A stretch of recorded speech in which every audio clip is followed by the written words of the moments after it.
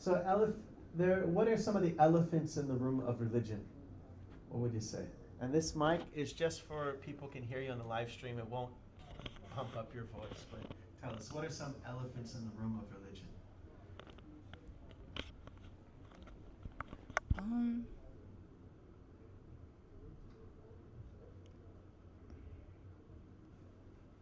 I would say maybe like um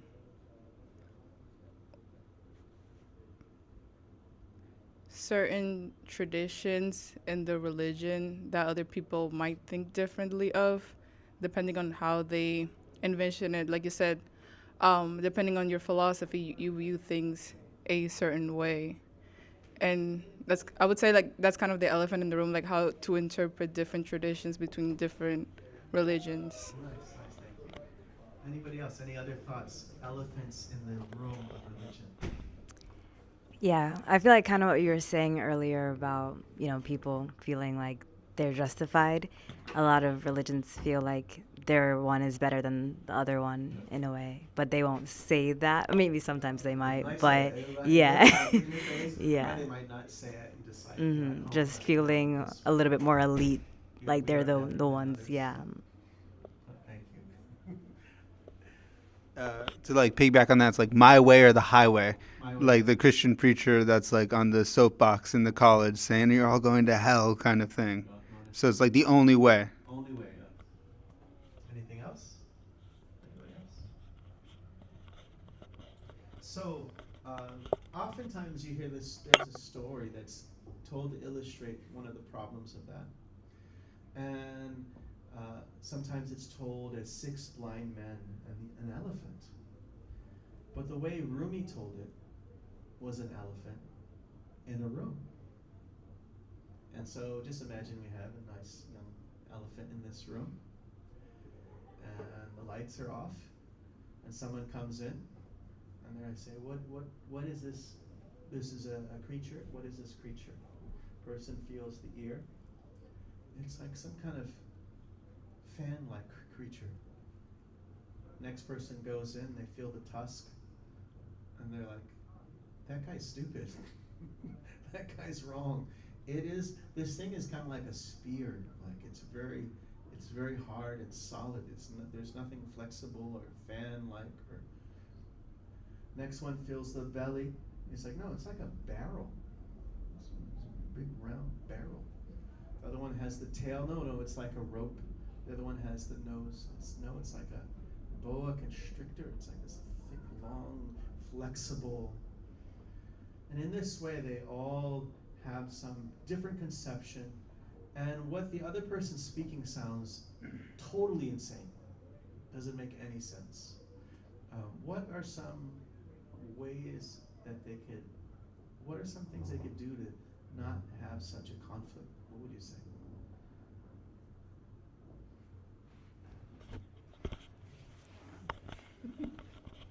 I would say,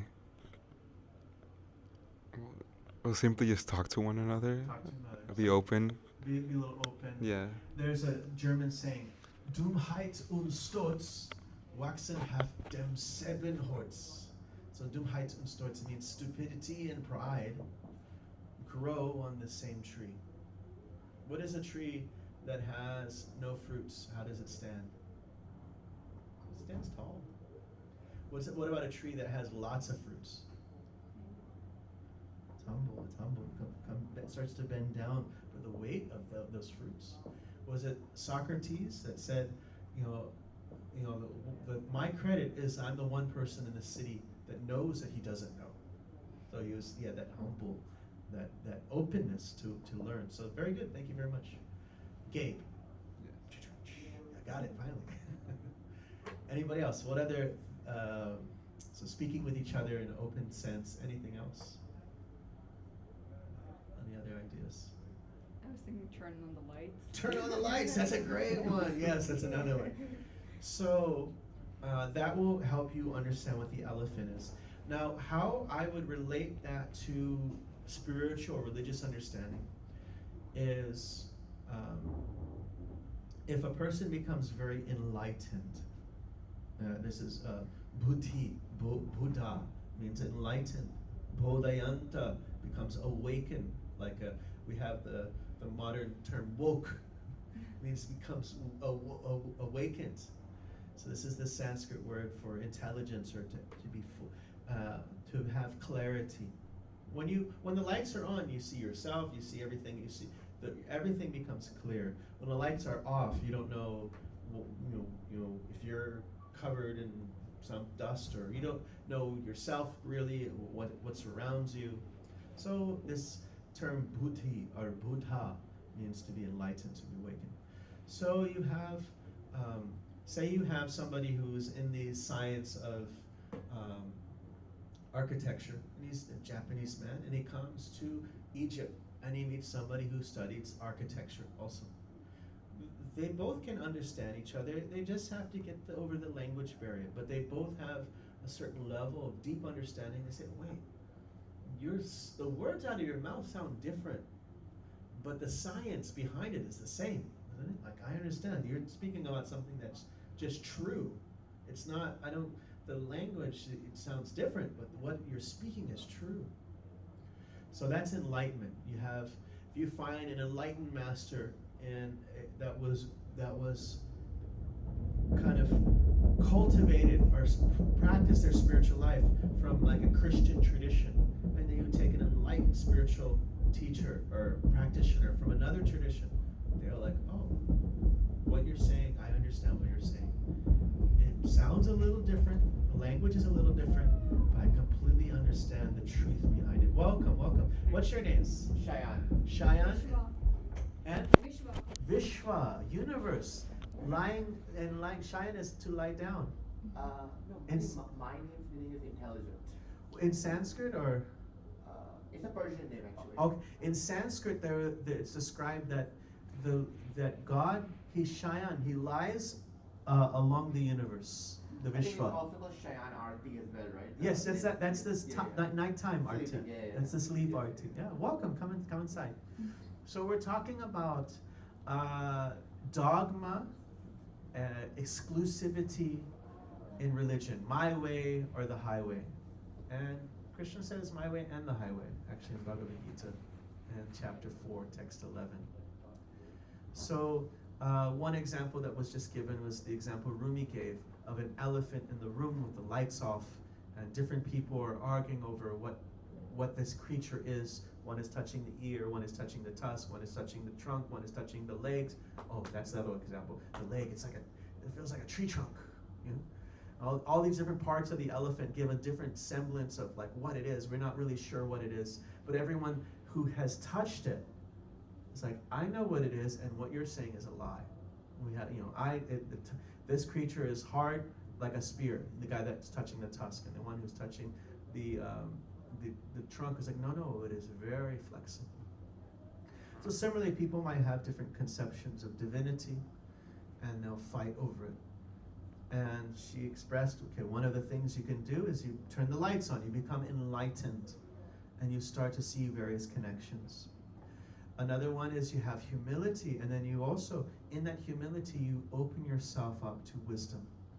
When you're humble, then you can start to learn from all different things. You can, it's like, just imagine you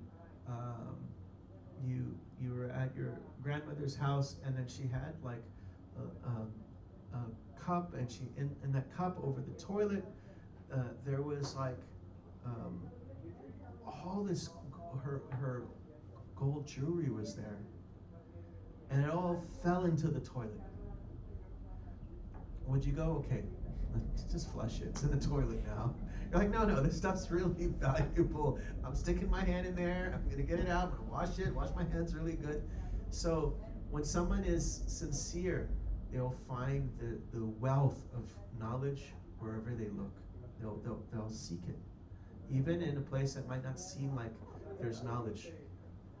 Like the Buddha was trying to figure out this tension between discipline and negligence, diligence and negligence. He was like, where do I follow in my spiritual path? And he was sitting in meditation, and then on a boat nearby, there was a music teacher and his student. And the music teacher said, "My dear son, if you string it too tight, it will break, no sound. And if you string it too loose, also no sound." And so this Buddha, he was hearing this, but he understood, okay, there is eternal truth in what this music teacher was saying. If I'm too disciplined, this discipline will break me. And if I don't have any discipline, there will be no result whatsoever. Like for example, say, who of you have done any kind of martial arts? Anybody did martial arts? What did you do? Kempo karate. Kempo karate. You did something?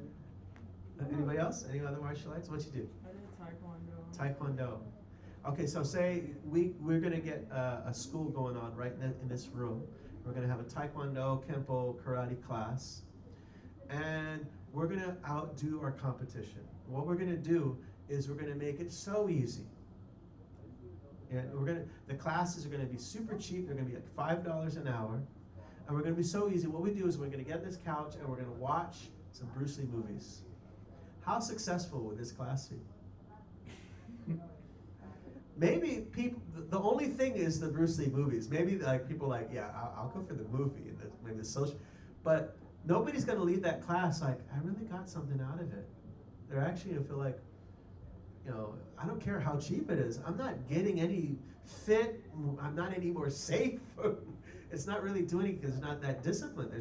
The string is too loose. It's not doing anything. And so Buddha was able to gain that wisdom just by having that humble mood. So humble mood was one of the lessons. Become enlightened. That might not be so easy. We can't rush that. There is no substitution for it, really. There is another thing also, I think. Anybody think if there's something else? The example is elephant in a dark room. All these people are trying to figure out what it is. What would be one thing that would help? Without the lights on, without discussing. You could feel the whole elephant. Yeah. They gave you like 5 seconds or something.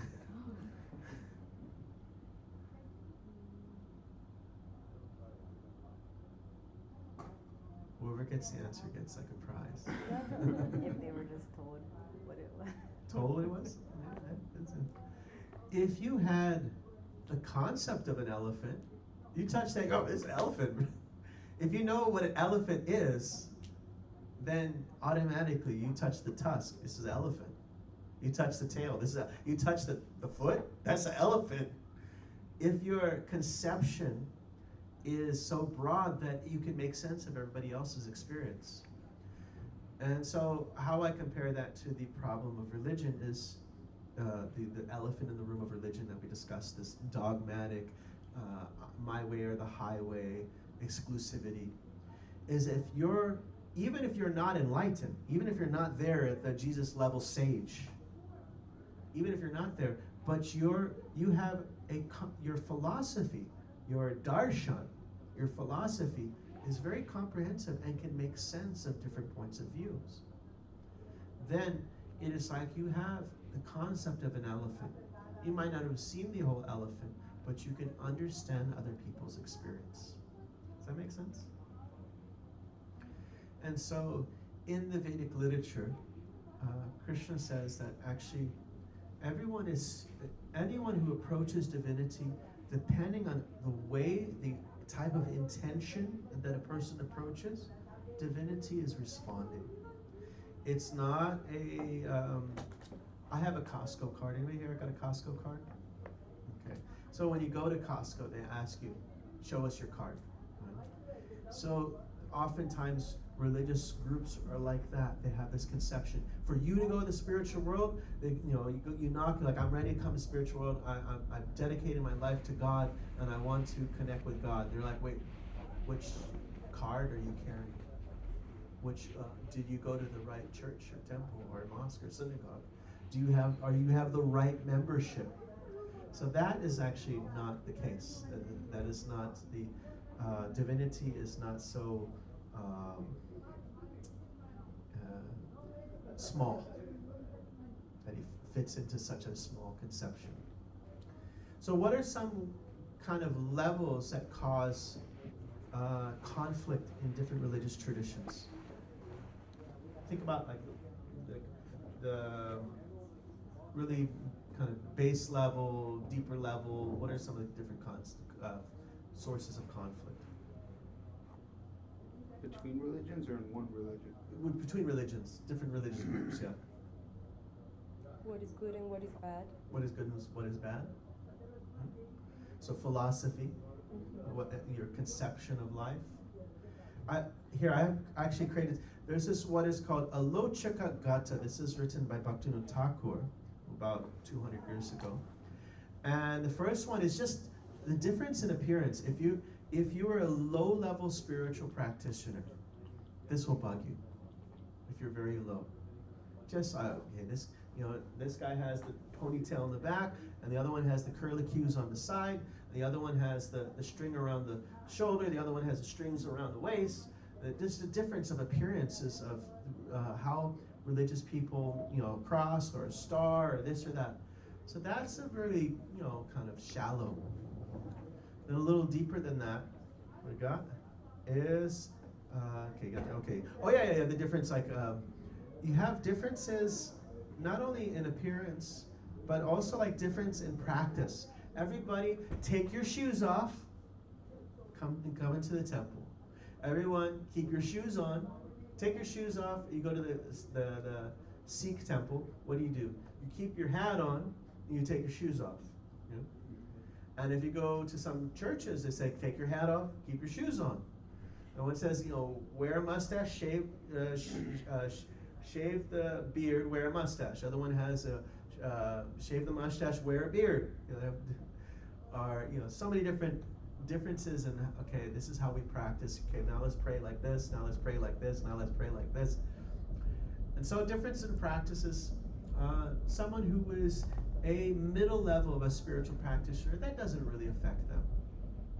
It's difference in philosophy. Is there heaven or hell? What's good or bad? Is God a being, God not a being? Is it all one? Am I a God? Is there many gods? Is God an old man? All the difference in philosophy. That the middle level practitioner, that's a little hard to kind of deal with that difference. But it's described that the most elevated spiritual practitioner is like a bee. What does a bee carry with it? Pollen. Yep. And what else does it carry? Nectar. And does it take the root, the leaf, the stem, the flower, or what does it take from the plant? Just the sweet, most essential, delicious nectar. So a bee is called a saragrahi, one who just gets the essence. And so these very elevated spiritual personalities, they're like this. They can meet, they can be out in life and just see the essence behind everything and understand the sweet nectar. They can understand different religious traditions, understand, okay, what's the most essential nectar? And the opposite of that is called a bharavahi. Bharavahi is the donkey. Bhara means weight. Someone who is burdened with their weight of their ideology and their dogma. And they're carrying so much with them except for the essence.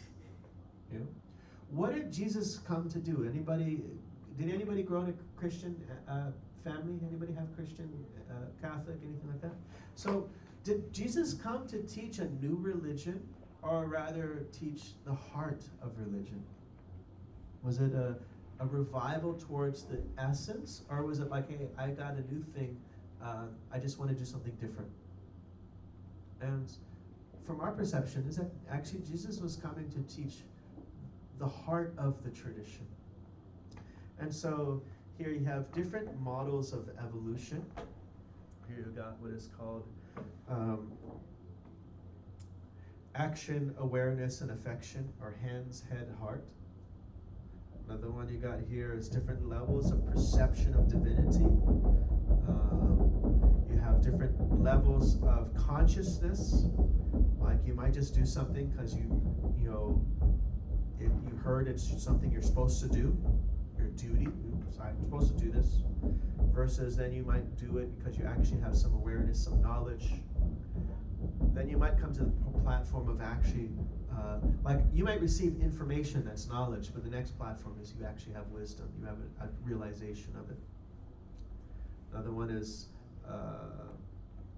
platform of actually being absorbed in a deep spiritual conception and then actually being completely on that platform. So there's the advanced spiritualist understands that there's all these different traditions, and there's different, even in one tradition, there are different levels because people are different. And so in Bhagavad Gita, Krishna says, anybody heard of this book, Bhagavad Gita? So it's a 5,000-year-old Sanskrit book, understood to be spoken by God himself, speaking to his dear friend and devotee Arjuna, right before a very hard and difficult circumstance where there were cousins that were trying to kill him, and he would have to go and fight against them. And so he was just like he was having a nervous breakdown, and Krishna spoke the song of God.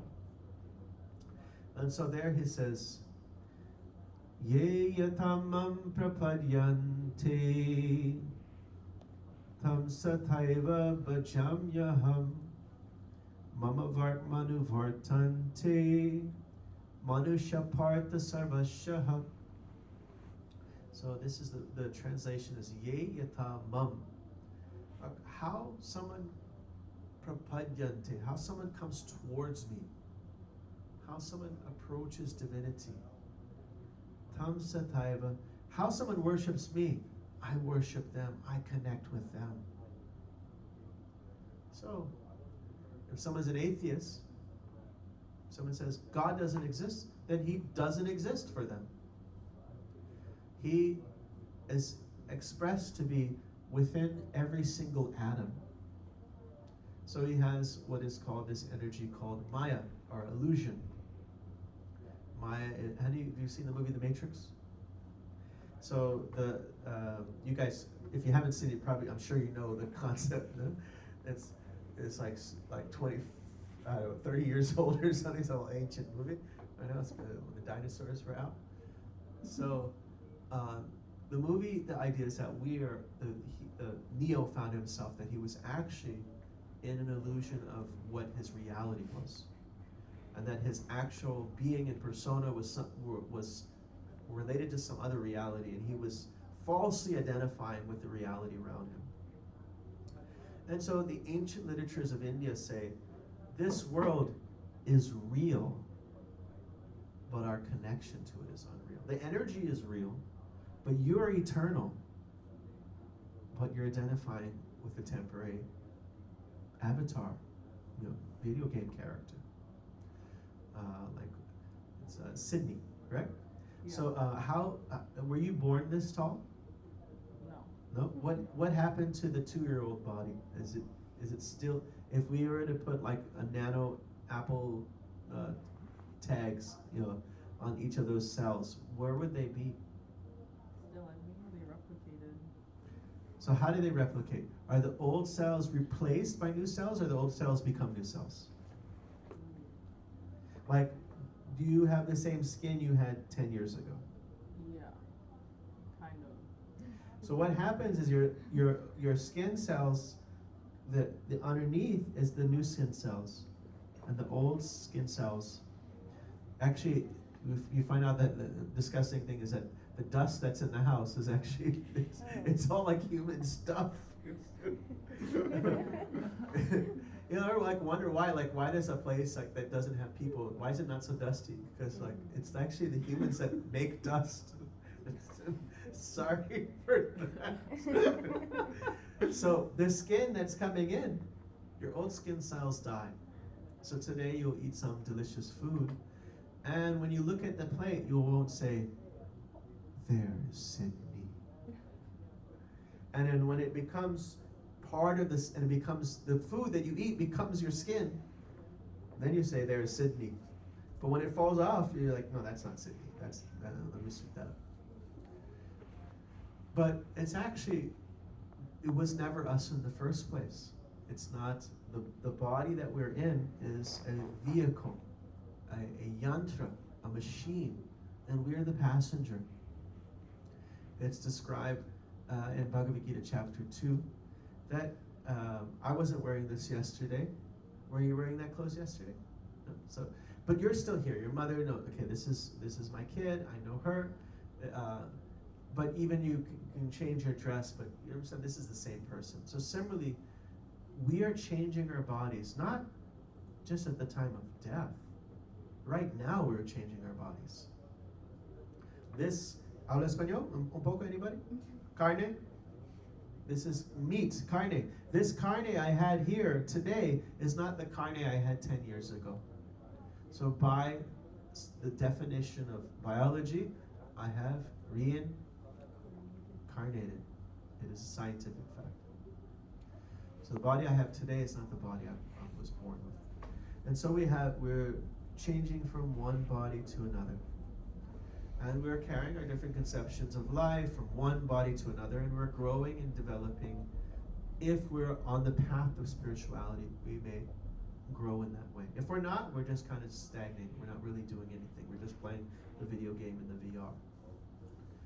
And so this VR is said to be, it's a little playground. This material, Vishva, we had Vishva here earlier, means universe. This whole universe is a playground for souls who want the non-spiritual program. They want to experience life without God. Rather than having the protagonist be divinity, we want ourselves to be the protagonist. We want to be the hero. We want to be the center. Maybe not the center of attention, but the center of enjoyment. So if you could just imagine if that happened to my hand. If my hand was able to think for itself, and it decided, I want to be the center of enjoyment. And it also, maybe it's both the hands. We want to be the center of enjoyment. And so time comes by, very shortly, and we have a delicious meal ready for all of you. And then Sydney is looking at me like, what is... I thought this place was strange, but this guy is like rubbing food on his hands. This is getting really weird. And I say, I can't help it. My hands won't cooperate. So if the hand were to think, I want to be the center of enjoyment, let me take that food for myself and let me feel it for myself.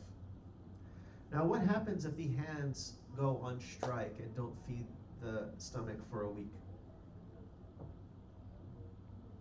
They die. You're not going to die in a week. You're not going to die. You will feel weak. You'll feel some lethargy. You're not going to die in a week. Unless you've been fasting for like another 3 weeks or something. So you'll feel some weakness because the hands are part of this greater body. So similarly, the soul is part of God. And if the soul tries to enjoy separately from God, it doesn't really do anything. We get the food, we get the sex, we get the pride, we get the enjoyments, we get the adoration, we get respect, but it doesn't touch our hearts. We don't feel satisfied. And we're constantly wanting more and more and more and more. Put more on the hand, but it doesn't do the job. But when the hand again feeds the stomach, what happens? It gets nourished. So similarly, when the soul connects to divinity in its natural state of love, it feels happy and satisfied. So Jesus was refocusing the people on the purpose, the heart. You have what is called artha, which means valuable. And yet in religious literature, there's so many things that are valuable, culture, this, that. But he was going for the paramartha. What is of the supreme value? What is actually of real value? And so if you have an elevated spiritualist, they can understand what is at the heart of everything.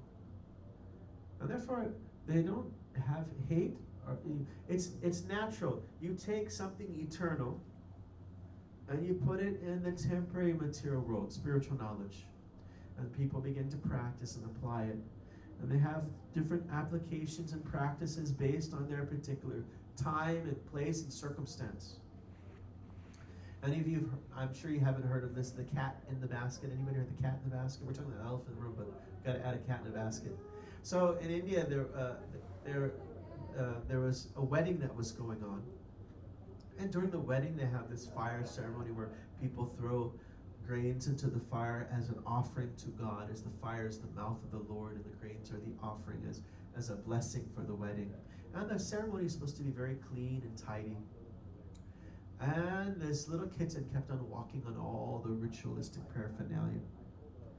And the priest said, hey, you can't have this cat here. Get a basket, put it in the basket. And so he came back to the same village, same neighborhood. Again, the same thing happened.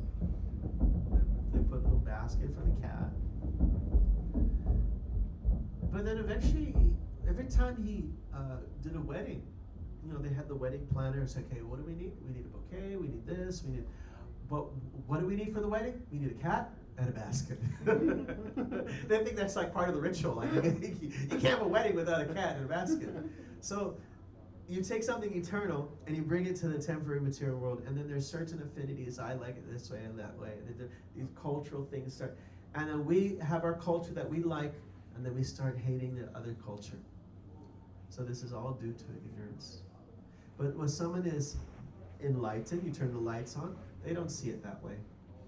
So a couple of solutions we gave: become more enlightened. That's not a small ask. That's a big ask. That means we have to actually grow and mature. We can't just expect the religious institution to do for us. We actually have to mature in our depth. Be humble, because that opens the door to awareness and learning from others. And the third one was, if we have a philosophy, we should be hungry for a philosophy that can answer all the questions, that can make sense of different conceptions of life. That's what attracted to me to the Bhagavad Gita and the Bhagavatam and all these ancient literatures, because I felt like I was reading the other religious textbooks. It did not have that same depth that you would find in the Eastern literature, so philosophically in depth. And so we should be hungry for a philosophy that can comprehensively explain life from various angles. It's like you have a jewel, and you hold that jewel to the sun or the light, and you'll see so many colors. So divinity is like that. There's so many different angles. There's so many different beautiful colors that are there. And if someone has that jewel of spiritual wisdom, they can understand all these different renditions. And so, as I mentioned, yeyatamam prapadyante, according to how you approach me, I approach you. So God is in the heart of the atheist. And someone says there's no God, then God in their heart gives him arguments against his own existence. Because love is not a gun to the head. God can make us like obedient to him immediately. If you imagine all the powers of all the universes is present within one atom, because divinity is ever present in his supreme form, perfectly and complete in each atom. It's like a whole paradox. If he were to just give 1/1,000,000% of his understanding, then immediately everyone would be obedient. But God doesn't want obedience. He's not interested. It's just a loving connection. It has nothing to do with obedience. And so he gives free will to everyone. To the atheist, he said, I will give you arguments against my own existence to support your freedom of choice, because love is not something coerced on somebody else. Someone says God is just a light. Okay, let me just put the tinted window down just a tiny smidge. Boop. And the beautiful aura of God shines through that little hole in the tinted window. And the person goes, God is just a light. God is just an energy. I'm God, you're God. And they might not see further. Beyond the light, there is being. There's intelligence, there's personality. So like this, it is successive in the type of relationship. And the last thing I'll just tell you is a story of an elephant. This is a story that's repeated in ancient Indian literature. His name is Gajendra. Our friend made a song with Willow Smith. Any of you heard of Willow Smith? So she made a beautiful song called Gajendra. You can look it up on Spotify or YouTube. There's a nice music video of it. You can read the lyrics. Very, very beautiful, very moving song. So Genevieve Harrison and Willow Smith, they did a kirtan album together.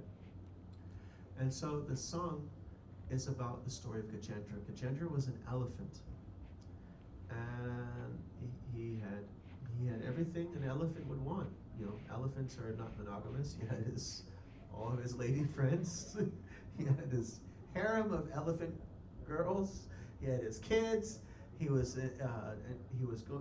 walking up to this beautiful lake that was like a lake in the hills, and it had like lotuses on the like just the fresh water, beautiful fragrances.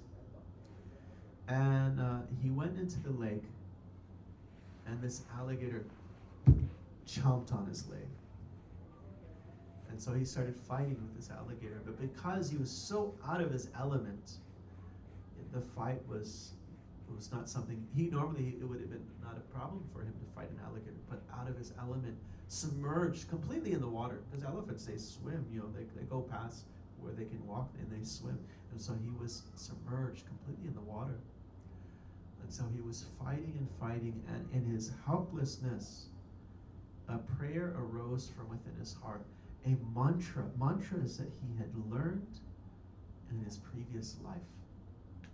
And so he started to call out to divinity, and instinctively he grabbed a flower and he held it up as an offering, this trunk, a lotus flower, and he started piteously calling for divinity. I need your shelter.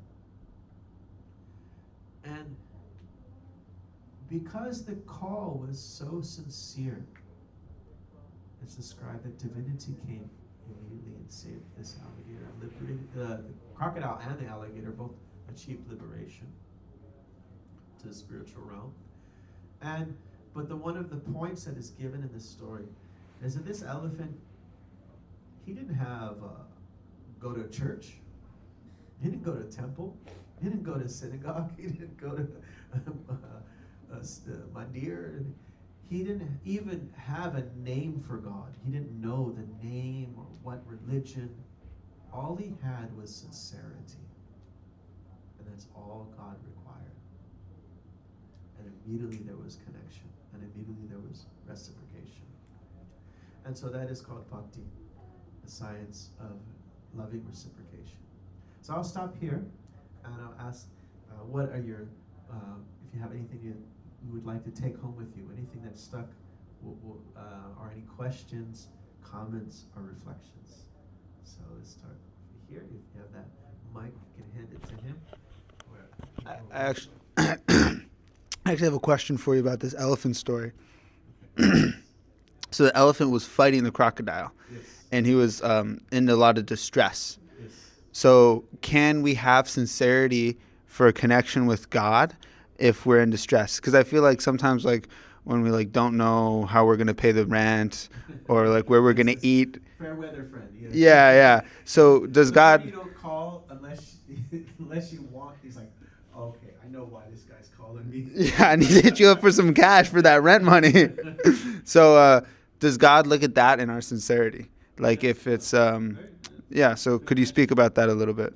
So in Bhagavad Gita, in the chapter 7, Krishna says, Chaturveda bhajante mam janasakriti no arjuna artha jigyasu artha arthi Gyanicha Bharadharshava Ye Chaiva Sapika Bhava Rajashashtamashashtaye. I think that's the next one.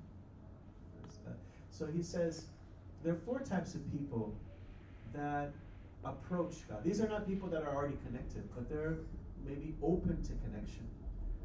And he says one who is in distress, that's kind of the bottom rung. Then another is like seeking profit, prosperity gospel. Just call 1-800, Jesus, Allah, Buddha, and God is going to give you this money. Well, He wants you to be rich, or something. The prosperity gospel. That's good. So seeking profit. Then he says those who are just kind of curious, they're knowledge seekers, jigyasu, inquisitive. But he says jnani. That is someone who is a real spiritual seeker. He says all of them are good, because it's like, oh, what brought you to the gym? Oh, I got in a fight with my wife, or I did this, or there's so many different reasons. Okay, but now you're actually doing something that's healthy. It's like, okay, good. That's what whatever got you to do that healthy thing. It's all good. So he says, he says all of them are good, but the one who is actually just seeking divinity, he's the best. But they're all good. So was the elephant actually seeking divinity, or was he just trying to get saved? Well, the thing is, the calling, that helpless calling for divinity is itself transformative. So you have a story of a man who was born in a priestly family named Ajamil, and he studied to become like a priest his whole life. Like he was a young boy, he went to a theological seminary. Not really. This is like thousands of years ago. He was studying to become a priest. But he saw a prostitute in the forest going at it with this guy, and it was just like he got that porn subscription. He just didn't do him well, and it really degraded him. And he became her customer, and to be her customer, he became a criminal. He became like a mafia. He did all sorts of crime to support. This happened after he got married. This slow degradation that happened. He gave up his wife and everything, and he lived a life of crime for his entire life. No. So he lived this life of crime his entire life. But due to culture, he named his son spiritual names of God. So he had his 8th son, and his 8th son he named Narayan. Like we had this Shayan. This is like similar. So Narayan is a name for divinity. How many of you heard of the movie Ghosts with like Whoopi Goldberg, and they always have the meme of them doing the clay, and the ghost is there like with the former wife, and they're doing the clay. And the movie Ghosts. You haven't seen the movie Ghosts? I haven't seen the movie Ghosts. No. Okay. There's so many like references in all these shows, but basically, what in the movie when the bad person dies, creatures of the dark come and take him. Huh? Someone who's lived a evil life, and then someone who's lived a pious life, creatures of light come to take them. And so in the Vedas, it describes the same thing that happens. And so this criminal saw the constables of the god of death, Yamaraj, who was going to take him to be judged for his karma, his actions, the people that he's killed, the people that he's robbed. And instinctively he started screaming for his son. Narayan! Narayan! Narayan! Narayan! This is actually a common thing that they describe, that certain people at death, if you go to like hospice, certain people die with great fright, and a lot of others don't. And this story was an answer to a question that was given. There was a king who knew he had 7 days yet to live, and so he wanted to absorb himself in just spiritual meditation and Darshan, his philosophy, learning spiritual knowledge. And at some point in the middle of those 7 days, the teacher wanted to test his student and see, is he learning? Is he becoming wise? Is he digesting? And so the student asked a question. He said, how can people in the modern age be free from karmic reactions? You know, because I know in the modern age people will be very selfish and not self-absorbed and not really thinking about not the real self, but just the external self. And he said, oh, they could just do some atonement. And the king was like, nah, that doesn't sound very wise. Atonement means like you do something religious or spiritual good to outdo the bad. And the king was like, oh, that's like an elephant, again, elephant, who goes and takes a bath. And what does the elephant do after he takes a bath? Rolls in the dirt, rolls in the mud. He just gets dirty again. So someone goes Monday through Saturday, and they're just living a selfish life, and then they go on Sunday and they do some atonement at a church or synagogue or temple or something. But then they go back to their Monday through Saturday life. And so the king was like, that's not really, what's the point of that? And so he told the story of this mafia guy, this former priest mafia guy. When he called Narayan that name, it said that two beings appeared in the room. And they told the dark creatures to stop. And they said when they said it, it was as if these sounds were coming from like every single atom. It was halt. It was like this very powerful sound. And these messengers of death have never been impeded in their work. Your guard dogs aren't going to stop death. Your ADT, home security is not going to stop death. Your vitamins aren't going to stop death. Your yoga's not going to stop death. Your all your mushroom mycelial this or that is not going to stop death. So but then these beings are like stopping the messengers of death. And they said, you can't take him. He is free from sin. And they're like, we got a terabyte list of things that he's done. And he said, go talk to your boss. And what happened was the utter sincerity of the helplessness, his calling his son's name, because it was a name of God, and there was the mixture of the helplessness there, it reminded him of the real Narayan, it reminded him of divinity, even though he was initially calling his son. And in that helpless calling, there was this helpless calling towards divinity.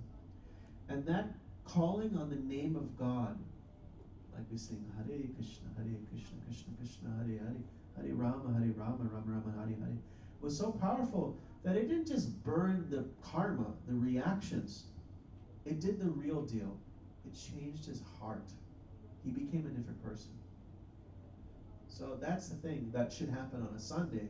We should engage in something that actually is heart transformative, that we begin to actually become a transformed person, less selfish, more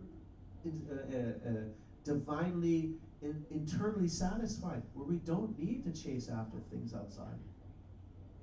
So that's the last part. That was the story of Anjali.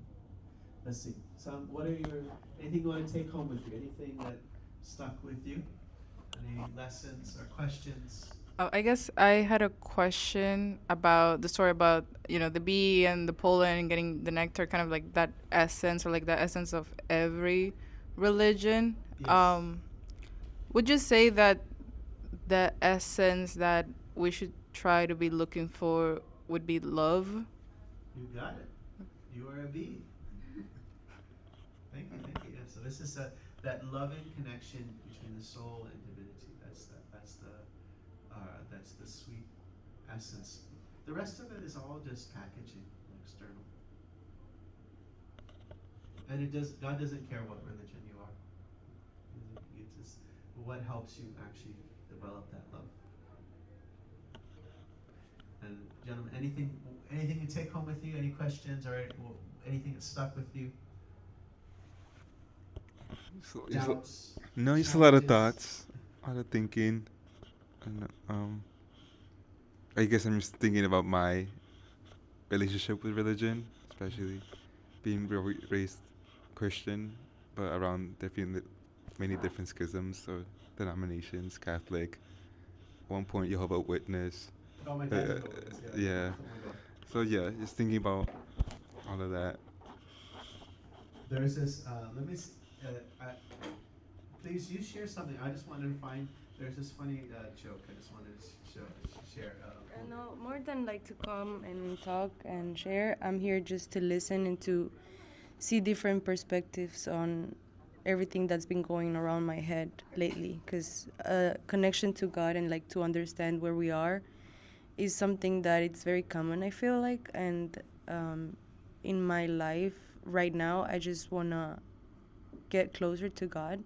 So I'm just here to listen and to get like all different perspectives of everybody. And thank you. Nice. And you said things that are going on. What are the things that are going on in your head? No, like throughout my life, like how come everything's so evil right now, or like governors, or like AI, or everything that's going on is like, I don't know, just a lot of thoughts, but there's no good or no bad. It's just my eye saying, okay, this is bad, this is good. Just that. And this is the VR. One of the reasons why the VR is not super awesome of this virtual reality that we're in is that it's not really our home. So there's meant to be a little bit of like, please don't get comfortable, because by getting comfortable you're really it's like getting comfortable on the toilet or something. It's like, no, there's no life beyond this toilet. Like, it's not really, get off of it. You're gonna get like some blood clots in your legs or something. So, doesn't really smell nice in there. Just like, get out of there. That's what the material world is kind of like. Get your business done and get out. Yeah. Sydney. I feel like my takeaway is kind of similar. I also been just trying to like get more in touch with like my spirituality. I feel like I grew up with like opposing religions in my household. Like my dad's Jewish and my mom is just spiritual. Like she just does a little bit of everything. And like I feel like I've always just been in between what I should do in life and just like with religion. So I'm just trying to, it was good hearing about like how there's multiple ways to be connected and you don't have to just pick one specific thing. So like that's where I'm at. And then if you find something that inspires you, then it's like you go to this school or that school, like martial arts, study karate, kempo, and you find something.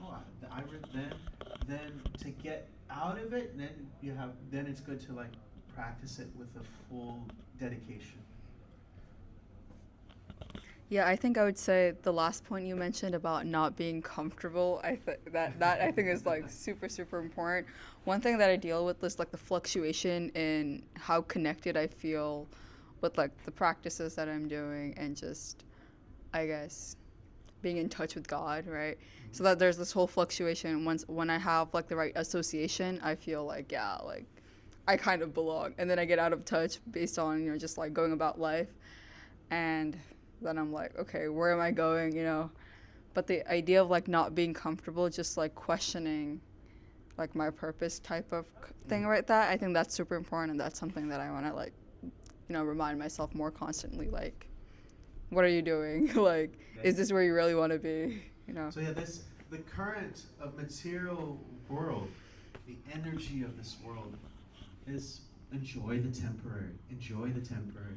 And so you need to find folks that are like, no, I want actually to satisfy myself.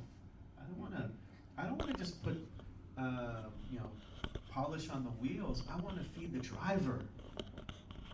I don't want to just put, I want to take, not just care of the vehicle, but and starve the driver. I want that driver fed. And so we are the soul within this body. The body is like the car.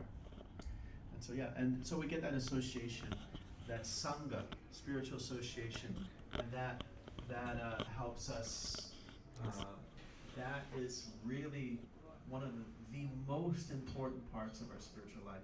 On our own, we try, but we are actually so much affected by what our real choices in life is, what we choose to surround ourselves. Because whatever we surround ourselves, that's who we are. That's what we become. So we try to curate the right surroundings, and that helps us be in the right consciousness. Yes, sir. Please share. What is your name? Siddharth. Siddharth. Yes, nice. To be really honest, I was just walking by. I wasn't intending to be coming here, but I just saw the place and I thought it was like a pretty cool spot. So just came in here. But honestly, like I've been meaning to reconnect with spirituality. So I feel like maybe. Spirituality has been meaning to reconnect with you. And that's why you got a little fish and he's like, come in here, Siddharth. Waiting for you. Nice, yeah. So I think that's my takeaway. I feel like like maybe that's supposed to be happening. You know? Awesome, thank you. So, would you guys like to hear this little joke? Did you share something? You want to share something? Yes. Yes, I would say I have two takeaways. The first one was just the connectivity to God and just us as, humans in the material world, and feeling like how we can be connected to God who we don't see, as you were saying, like, seeing is believing. And I feel like it's kind of just knowing that what you do affects the whole, not being selfish anymore and just being good to others, which I feel like is hard in this modern age because not everybody is like that. So it's like, you might feel offended and sensitive to people who are not in that consciousness of being good, but you kind of just have to just be forgiving in a way, which I would say I struggle with, but I'm really trying to just, not get too caught up in how other people act towards me. And then the second one is just the sincerity that we were talking about. And sometimes it seems like people only get sincere when bad things happen, like a near-death experience or something like that, which is kind of what you were talking about. Maybe. Yeah. Thank you very much. I want to say one, my takeaway is I like the last elephant, understanding the elephant is finding a philosophy that like, everything can fit in. And I was reflecting when I was reading the Bhagavad Gita the first time, I was like blown away by how big of a group that they're talking about, because I was thinking like, man, there's all these groups in the world, like North, South, Republican, Democrat, Texas, everyone outside of Texas.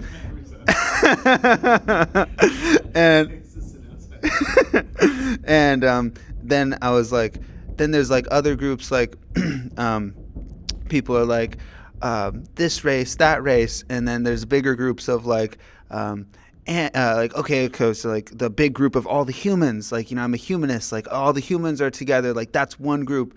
And then I really appreciated the Bhagavad Gita, how Krishna was saying it's not just the humans, it's the animals too. And then it's not even just the animals, it's not like just the living things, or it's not just, the animal moving things. It's also the plants and the trees, and we're all belonging to this one group of being souls. And I was like really appreciated that part of the philosophy and what you were saying about that there, of like it's the biggest group. It's like I'm a member of not just like, I'm not just Jewish, I'm not just American, I'm not just a human, I'm like a soul, and I'm part of the biggest group. And then I can see a tree and I'm like, man, this tree, like at essence, me and him, like we're like very similar, we're bros. So I like that part of what you were saying about finding a philosophy that's can take everything into understanding. Yeah, there's this nice example of like, if we're all throwing rocks into a pond, then the ripples that were made by those little rocks being thrown in, they'll all collide. But if we're all throwing it into one spot, it would just nicely make ripples that wouldn't collide with each other. And so when the center is divinity, then we're all connected in that center. We're all actually, if we were to try to make morality based on okay, we're humans, and yeah, screw the animals, or no, the animals, and we forget the plants and the earth. There's always something outside of that group, but as soon as you get to divinity covered, that's everything. That includes everything. That's all the energies of the universe. And so, even like speaking on morals and philosophy, that we can't have equality on a material level, because materially we're different. Like, unless we're all like exact clones, like physically speaking, but what are we? What do we actually have in common? It's the spiritual essence. That's the part that brings the equality. That equality is a metaphysical concept, and so when we have solid understanding of metaphysics, then we can actually have a clear sense of morality. Otherwise, there's always someone you can cut out of the group and neglect. So, thank you very much. We're going to have our we have just a short kirtan in the end, just like a few minutes, and then we'll serve you a nice dinner right here. So, Om Tat Sat. Thanks a lot. Hare Krishna. What is kirtan? Can you tell us what to do? Kirtan is the singing, chanting, dancing, the calling of the holy name, the connecting to the spiritual sound vibration. That's what we'll give it a shot. Anybody ever want to try to give it a shot for just a few minutes for it? Experiment. See if there's any I do. flavor there. I do. I want to try it. You want to yeah. try it? Okay, let's just do it.